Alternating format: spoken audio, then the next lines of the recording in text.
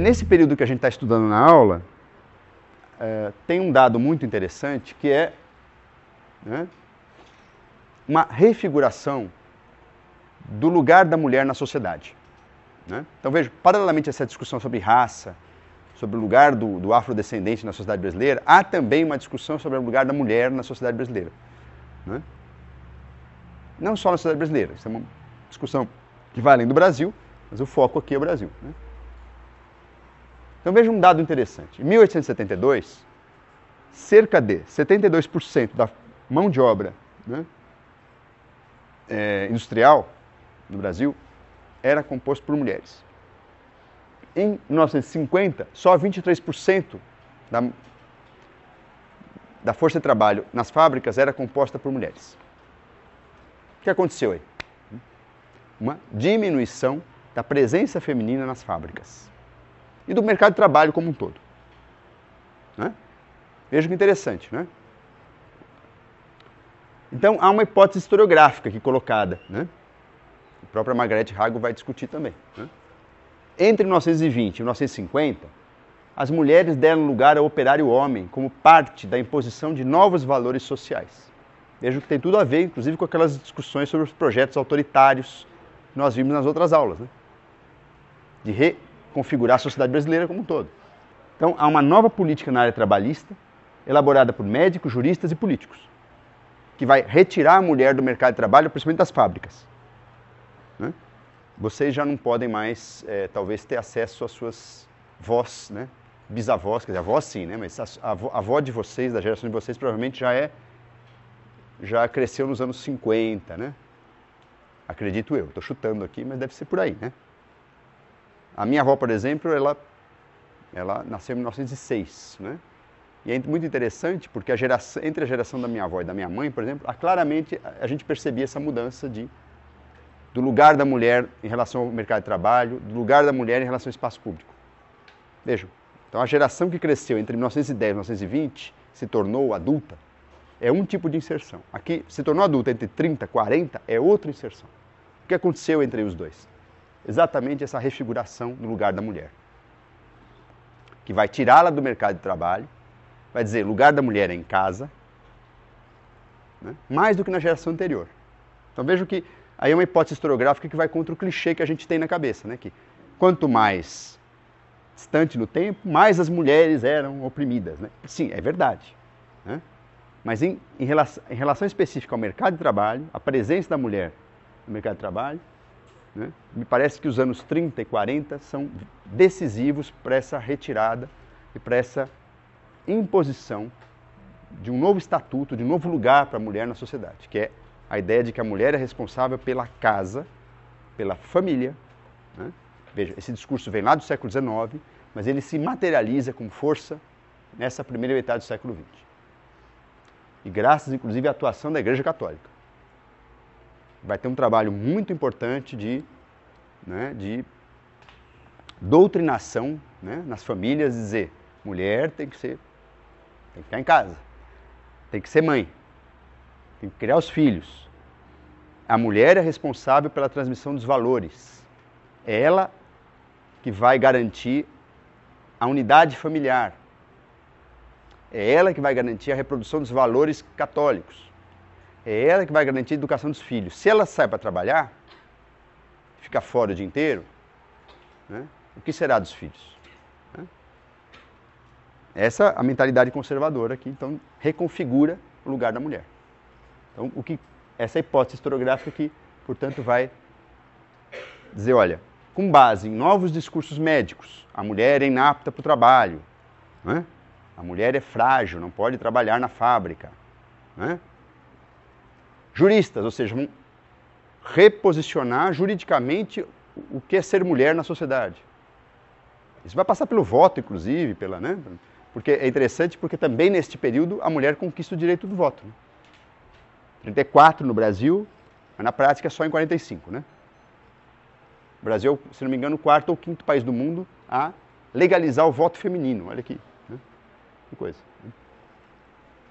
Porque nem na Europa, nem nas democracias consolidadas ou em vias de consolidação, a mulher votava. Então, havia uma visão da fábrica, isso é muito forte no começo do século XIX e no começo do século XX, no lugar do assédio sexual e da imoralidade. Vários publicistas moralistas denunciavam a fábrica como um lugar da perdição. A mulher não podia estar na fábrica, porque ela seria vítima dos abusos, vítima, né, desse ambiente insalubre que é a fábrica. Então, é interessante que essa pedagogia autoritária, não é, que vai ser desenvolvida nos anos 30, ela vai também incidir sobre a higienização da fábrica, a retirada da mulher, né, os cuidados com o corpo e a saúde feminina. Há um discurso médico muito forte desde o começo do século XX nesse sentido, né. Isso é estudado pela professora Ana Paula Martins, né, no seu livro sobre a história da ginecologia e da obstetrícia, né, em que ela vai exatamente mostrar como que esses discursos médicos vão desenvolvendo o imaginário sobre o corpo da mulher, né, e que é fundamental para esse reposicionamento aqui na sociedade, né. É interessante que, obviamente, isso há nos anos 20 e 30 uma tensão entre a visão que os movimentos anarquistas tinham da mulher e a Igreja Católica tinha da mulher. Então, é interessante que é uma disputa muito forte aí, né, por definir o que seria o lugar da mulher, o papel da mulher, o conceito de família, né. E, obviamente, a Igreja Católica sai vencedora por uma série de razões, né, desse embate aí, né. Até porque o anarquismo é reprimido duramente, né, pela polícia, pelo Estado, né.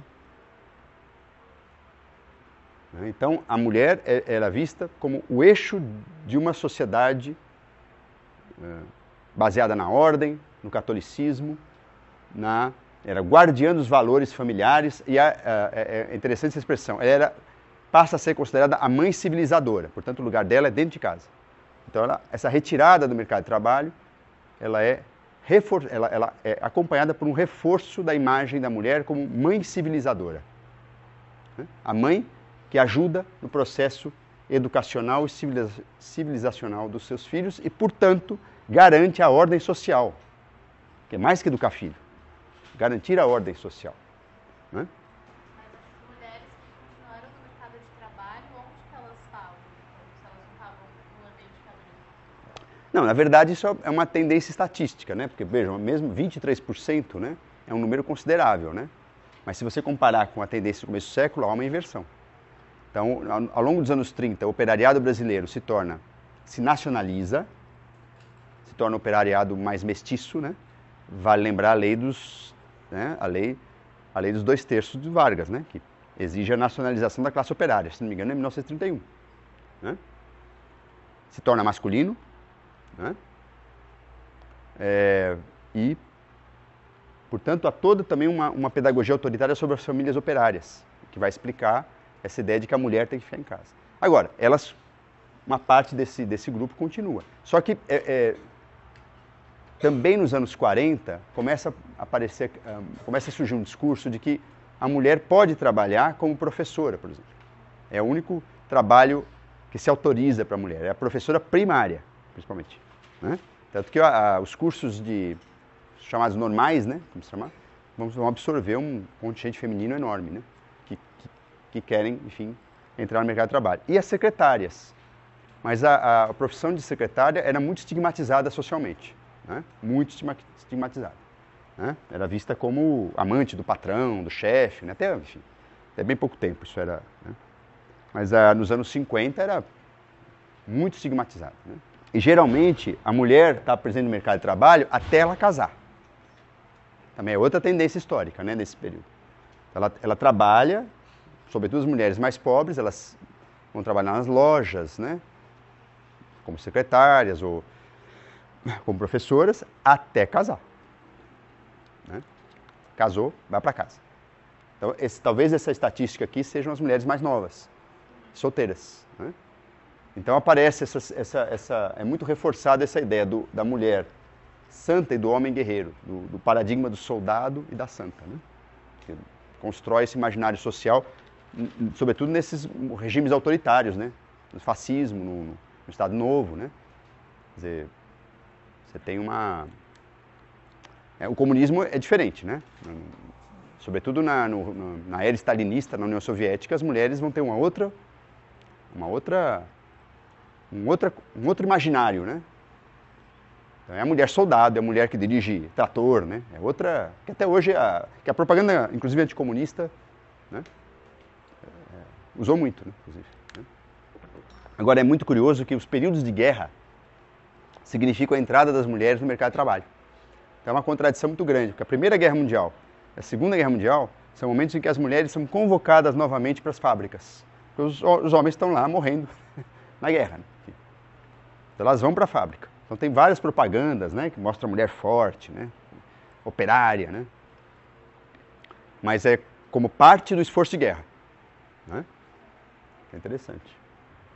Há uma série de uma construção de representações dominantes nesse período que a gente está estudando, que é um paradigma que vai vigorar até os anos 60. Eu não vou entrar nesse foco da aula, como eu disse para vocês, é mais até os anos 40, 50, né? E que vai então construir todo um conjunto de representações, né, sobre a mulher, né? Que depois serão denunciadas como machismo, como, enfim, fruto de uma sociedade patriarcal, enfim, né? Mas basicamente a ideia da vocação da mulher de acordo com determinismo biológico. Então vejam que é uma representação que nos conecta a outra categoria que a gente discutiu na aula, que é a raça, né? Se havia um determinismo biológico para a raça, havia um determinismo biológico para as mulheres. E qual era esse determinismo biológico? Conforme esse discurso, né, cientificista, né, e autoritário. Ela estava vocacionada para a maternidade e para a família. E por quê? Vejam, alguns médicos e psicólogos da época destacavam as características inatas das mulheres. O sentimentalismo, a irracionalidade, a inferioridade mental, a fragilidade física. Esse era um pacote imaginário que era muito forte, né? Então as mulheres eram sentimentais, por isso que elas não podiam ocupar política, né? Elas não podiam ocupar postos de comando político, por exemplo, ou de chefia, porque elas choravam, né? Elas não podiam também ir ao mundo público porque elas tinham uma tendência à irracionalidade, por conta do sentimentalismo. Inferioridade mental. Alguns médicos afirmavam exatamente a chamada inferioridade mental da mulher, né? E, obviamente, a fragilidade física, que é o mais, né? Veja, preconceito, obviamente, né? Mas ancorado, tal como acontecia em relação à raça, ancorado em discurso científico, né? Essa era a dificuldade de desmontar esse pacote. Não era o preconceito da rede social de hoje em dia, aqui, né? Não é isso. Isso era dito pelos intelectuais mais legitimados do mundo acadêmico, né? Na área de medicina, de direito, né? E pela elite política, né? Repito, quer dizer, não é mais grave quando o preconceito ele tem esse tipo de legitimação, porque é muito mais difícil você combater. É diferente do preconceito, da opinião, né, jogada aí, né, em qualquer lugar, que também é difícil combater, né? Mas aqui, além do preconceito, você tem a ancoragem num discurso científico que produzia políticas públicas, né? Veja, é um preconceito dito por lideranças, né, políticas intelectuais que constituem políticas públicas para as mulheres, ou ausência de políticas públicas para as mulheres, né, também. Então, o ideal masculino, o que é? O homem, que aí aparece nos anos 30, né, se fortalece, é o homem higiênico, ó, eugenia, né, atuando, patriota, né, produtivo, disciplinado, submisso ao poder vigente. Esse é o ideal de trabalhador disciplinado dos regimes autoritários. E a mulher, né, mãe, civilizadora, mas tendo um papel doméstico, aquela que educa os filhos, aquela que organiza, que é o pilar da casa, né? Que é, obviamente, isso passa pelo controle do corpo, né? Controle do corpo. O corpo feminino passa a ser um corpo que tem que ser controlado, vigiado, né? Se o corpo masculino tinha que ser controlado e vigiado para produzir, o corpo da mulher tinha que ser controlado e vigiado para reproduzir, né, a espécie, vamos dizer assim. Então, essa dupla identidade se fortalece aí nos anos 30. Né? E esse controle do corpo passava, obviamente, pela questão da virgindade, né? das moças solteiras, né? Pela questão da fidelidade da mulher casada. Ao homem era permitido, né? Sair por aí. Né? A mulher não. Era tolerado, não era permitido. Exagero dizer que era permitido, mas era tolerado. Né? E em alguns casos até estimulado. Né? Desde que, qual que era a moral vigente em alguns ambientes? Quer dizer, o homem casado poderia ter a amante desde que ele fosse provedor na casa dele. Ou seja, o sujeito que não deixava faltar comida. Né? Então esse tipo de moral foi muito fruto, né, dessa reconfiguração dos papéis de homem e mulher nos anos 20 e 30, sobretudo. Né? Então a mulher casada era o paradigma simbólico da santa e da dona de casa. Vejam, isso vai até os anos 60, pelo menos. Né? Nos anos 50 e 60, eu diria que no Brasil, nos anos 70, efetivamente, esse paradigma começa a se quebrar. Né? Aí com o movimento feminista, com a ascensão, o acesso das mulheres ao ensino superior, principalmente, né? Com a quebra dos comportamentos, né, impostos aí nesse período. Então veja como é um período que vai dos anos 10, 20 até os anos 50 e 60, você tem um reposicionamento né, das relações de gênero como constitutivas de uma ordem social que vai, obviamente, sendo questionada e abrindo para novas agendas, novas questões aí, né? E é uma discussão paralela à questão da raça. Por isso que é interessante a gente pensar nessa dupla exclusão, mas também nessa dupla pedagogia autoritária, que vai incidir sobre homens afrodescendentes, homens e mulheres afrodescendentes, e sobre as mulheres, dependente aí da raça. Né? Porque, principalmente, as mulheres de classe média no Brasil foram particularmente afetadas por esse modelo. Né? Quer dizer, porque aí também tem algumas questões de classe que vão se construindo, né? Sobretudo as mulheres de classe média baixa, classe média alta vão sendo, a elas vão sendo impostos esses modelos do que é ser mulher. As mulheres da burguesia e das classes populares mais pobres talvez tivessem mais alternativas comportamentais, né? Mas numa grande faixa da classe média, o trabalho, sobretudo da Igreja Católica, foi muito poderoso, né? Muito forte. Né? E, por exemplo, nos anos 40, 30, 40, né? 50, né?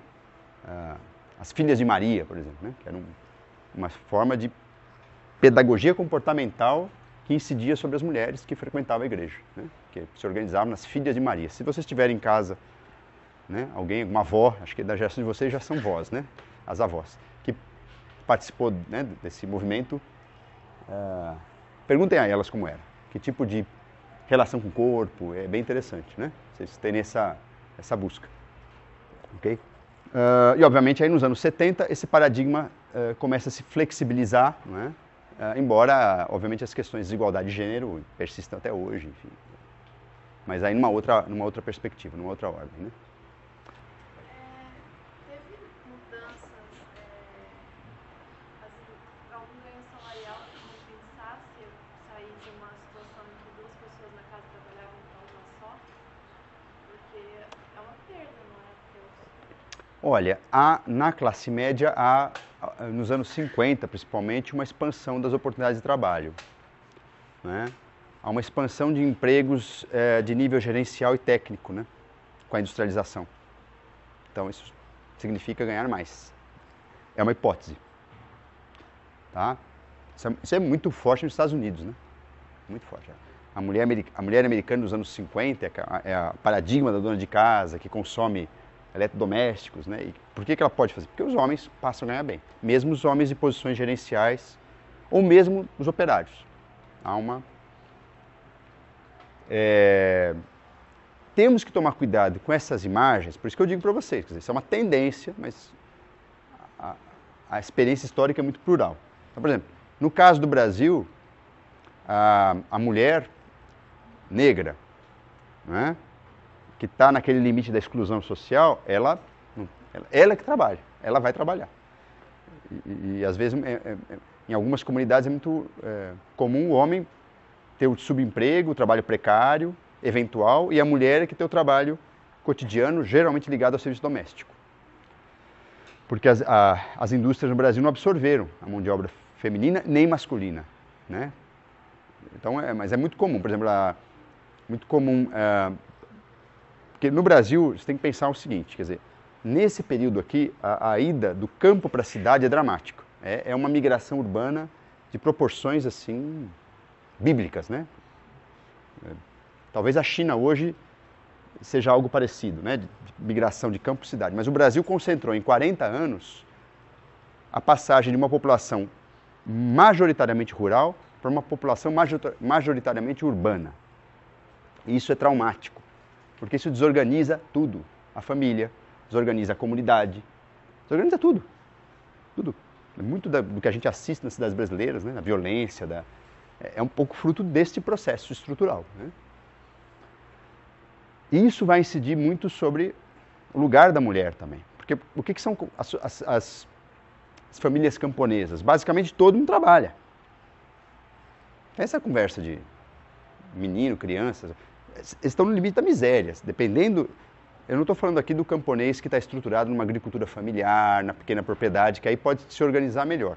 Mas aquele que trabalha um pouco agregado a fazendas, em condições de superexploração, como era no Brasil, como é no Brasil, vai todo mundo para o trabalho. Então, da criancinha de 5 anos, conseguiu pegar na enxada, vai para o trabalho. A avó, vai todo mundo trabalhar. E por que o camponês tem muito filho, inclusive? Porque todo mundo está lá para trabalhar, né? Primeiro que ele sabe que metade vai morrer, né? Antes do primeiro ano. A mortalidade infantil é historicamente altíssima no Brasil, né? Quer dizer, veja, isso não é consciente, né, gente? Não é, eu sei que meus filhos vão morrer, por isso que eu vou ter 10 filhos, não é isso, né? Mas é uma tendência social. É uma cultura que se cria, olha, vou ter bastante filho, porque mão de obra, porque não tem escola. Olha, então esse é o mundo rural brasileiro. De repente, né? E sempre no limite da precariedade, porque a grande lavoura não absorve a totalidade de mão de obra no campo. Então tem muita gente no campo que vive em estado de miséria, que vai trabalhar na pequena roça, que vai eventualmente trabalhar na grande lavoura, que fica ali entre os dois, né? Quando tem a migração para a cidade, são esses grupos que vão. Às vezes vai primeiro o homem, primeiro o filho, traz todo mundo, né? Conseguiu um emprego, traz pessoal, né? Mas as cidades não estão aptas a absorver esse contingente, né? Eles vão morar longe, né? Vão morar em comunidades que ou mora todo mundo junto, como era às vezes no campo, ou começa a ter novos hábitos, né, de famílias nucleares, né? O que acontece aí, né? Muito comum que o homem chegue na cidade, né, e vá trabalhar na construção civil, que era, né, nessa época está bombando, né? Então, a construção civil absorve a primeira geração de imigrantes, o primeiro grupo de imigrantes. E as mulheres vão para o serviço doméstico, né? Via de regra. Por quê? É onde as pessoas que não têm escolaridade podem trabalhar. Porque mesmo operariado, para você ser um operário qualificado, você precisa saber ler. Não basta ter vontade de trabalhar, você tem que saber ler, né? Aí você, quando muito, a pessoa vai ser o operário não qualificado, né? Faz o serviço mais simples da fábrica, né? Mas para ele se tornar um operário qualificado, já tem que entrar numa escola profissionalizante, ou terminar um primário, antigamente era isso, né? E a mulher, via de regra, às vezes ela faz dependendo da situação, né? Ela acaba sendo ou um complemento de renda ou a renda. Muito comum. Principalmente quando começa a escassear os empregos industriais, né? Nos anos 80 para cá, 70 para cá, há um excesso de oferta de mão de obra, não tem emprego para todo mundo nessas áreas mais desqualificadas do mercado de trabalho, né? Em épocas de crise, principalmente, que não tem, construção civil é baixa e as fábricas não contratam, né? São as mulheres que vão trabalhar, vão garantir o sustento da família. Isso é muito comum, sobretudo nas comunidades, nas favelas. E aí, claro que nos anos 80 para cá tem outras questões que entram aí, né? muita ausência de oportunidade de trabalho para os jovens, né? Então para pensar também a situação da mulher, é preciso pensar esse movimento migratório dramático no Brasil, né? Porque é uma realidade, uma coisa é a gente falar desse padrão aqui, muito voltado para as famílias urbanas, operárias, geralmente imigrantes ou classe média, que foram as principais alvos desse discurso, né, civilizatório, dessa pedagogia autoritária. Porque em outras situações, esse discurso até nem chegava, né? Não tinha materialidade para ser vivido. Então, né, a mulher vai ficar em casa, ela às vezes né, ou é mãe solteira, ou ela tem que trabalhar, né? É ela que trabalha. Né? Ok? Então, todas essas questões também têm que ser balanceadas de acordo com a realidade de classe, realidade regional, né? Realidade étnica, inclusive, né? Muito comum, por exemplo, a antropologia discute muito isso, né? Essa importância da mulher, sobretudo entre os afrodescendentes, nas comunidades, né, mais pobres compostas por afrodescendentes. A mulher tem um papel estruturante na comunidade e na família. Então, esse modelo de família patriarcal, por exemplo, tem que ser visto com muito cuidado. Embora existam valores patriarcais nessas comunidades também. Né? Existam também. Né? A valentia, por exemplo, é um deles, né? A coisa de... Né? A Maria Silva Carvalho Franco, que fez um trabalho clássico sobre o homem livre e pobre no Brasil, né? Na época da escravidão, ela disse que a valentia era exatamente a afirmação da cultura patriarcal, né? É o último recurso da subjetividade do pobre. Né? É ser valente, ou seja, brigar por qualquer coisa. Né? Então você tem, quer dizer, é um mundo patriarcal também nas classes populares, mas a presença da mulher é muito importante como estruturadora das relações sociais e do sustento. Né? Na verdade, quando a gente vai construir um objeto de pesquisa, a gente pode até partir das imagens mais amplas da historiografia, mas tem que sempre cotejar com as fontes e com o tema específico que a gente está trabalhando.